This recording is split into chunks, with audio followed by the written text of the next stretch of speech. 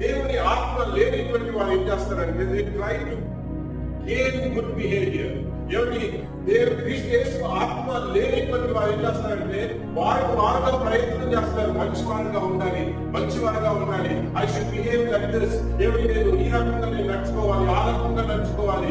నేను దేవుని మెప్పుని పొందుకోవాలి, దేవునికి ఇష్టంగా మారాలి, దేవునికి ఇష్టంగా నేను నడుచుకోవడానికి ప్రయత్నం చేయాలి. లేదా పాస్టర్ గారికి ఇష్టంగా కొంతమంది దేవుని పెట్టుకుంటారు, మెప్పించడానికి ప్రయత్నం చేస్తారు. You don't have to please anyone. Nor do you have to please God. దేవుని మెప్పు పొందడానికి అవసరమే లేదండి. ఆయన ఎందుకు మనకు సర్టిఫికేట్ ఇచ్చాడంటే ఆయన లాగా ఉండాలని చెప్పండి. మనల్ని ఇంతకు ముందు చీకటి సంబంధంగా ఉన్నారు.